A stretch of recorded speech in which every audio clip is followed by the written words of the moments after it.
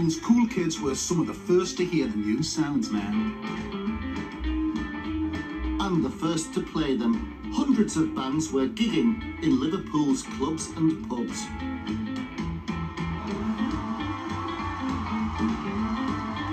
And one of them was about to take the world by storm. But before that happened, a young John Lennon was about to pop the cork on a musical revolution down his Liverpudlian logo.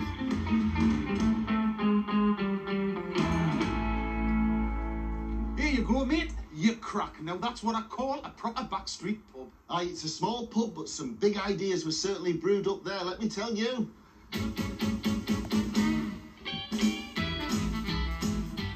This backstreet boozer was christened Ruthen Castle, but locals renamed it Ye Crack after its titchy front bar.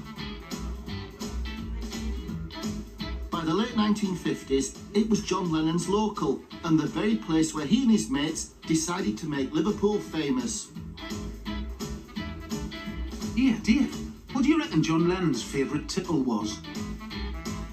No idea, but his old drinking buddies will know. Artist Rod Murray and writer Bill Harry. Here's the fellas. Hello, Rod. Hello. Hi. Hello, Dave. Nice to meet you. Here, Kingy, this is a first. It's the first time I've ever been in a pub. I've looked at a plaque on a wall, and the two fellas whose pictures is there are standing in front of me. Back in the late 50s, John and his schoolmates had already formed their first band. They'd originally started as a band called the Quarrymen, and in fact, they used to rehearse in the college life rooms, and me and Rod were in the corner playing in the skiffle group. I was doing the kazoo, remember? And they were in the other corner playing.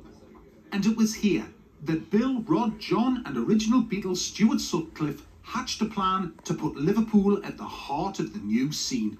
So the Dissenters, tell us a little bit about that. Well, this was when all the four of us, Rod, Stuart, John and I, he says, everyone's copying American stuff. There's great things in Liverpool. Liverpool is ignored. We will dissent against this. We will make Liverpool popular. Rod and Stuart would do it with the painting. John would do it with his music. I'll do it with my writing. And of course, the Beatles certainly transformed the world's music. Not half. And to promote the groovy goings-on, Bill started Merseybeat, the now legendary music mag that eventually lent its name to Liverpool's unique sound.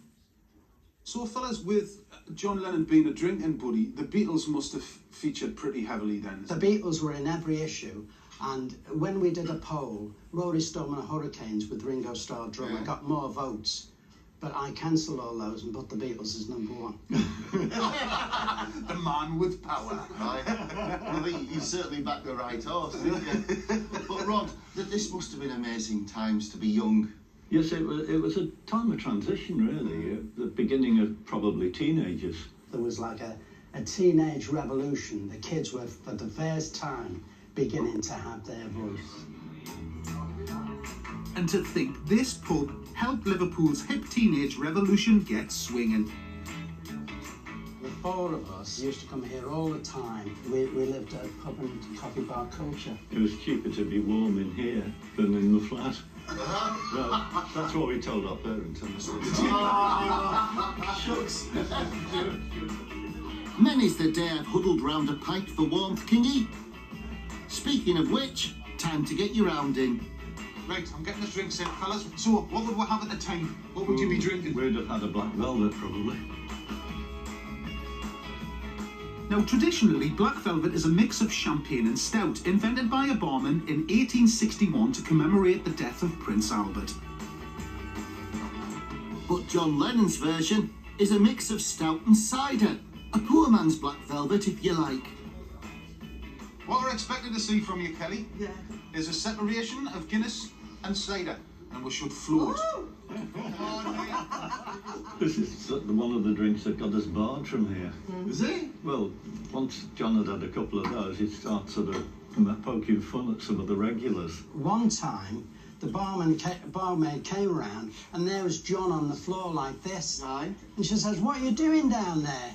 He said, "I'm swimming." She said, "Well, stop it straight away." He said, "I can't, I'll drown." There they are, 4 pints of the finest black velvet you've ever seen. One could call it the Fab Four. Let's get stuck in, lads. Cheers. Cheers. Cheers. That is pretty good. Isn't it? You little diamond. Spot on, girl. Well done. She's got the touch. What a treat to share a pint with the legendary Lennon's drinking buddies. To think, I was just born when Liverpool's pubs were jumping with cool cats getting into the new sounds. And the first new sound was skiffle.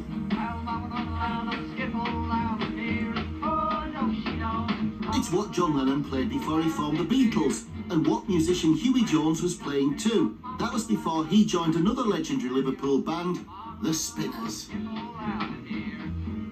Ah, yes, I remember those yellow shirts well. And didn't they have their own TV show? That's right, mate.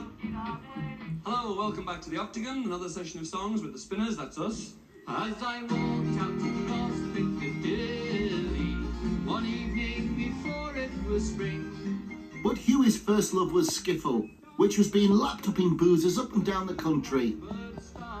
Hello, Huey. Hiya. It's odd to try and imagine what the music scene was like in Liverpool. Well, what is skiffle? Skiffle was a thing that everybody did, and it was so easy to do. Famous names, Cherry and the Pacemakers and all that. Skiffle was actually improvised music that started in America, and over here we copied them. I can give you a demonstration of the skiffle noise. Takes a worried man to sing a worried song. It takes a worried man to sing a worried song. The words are very intelligent.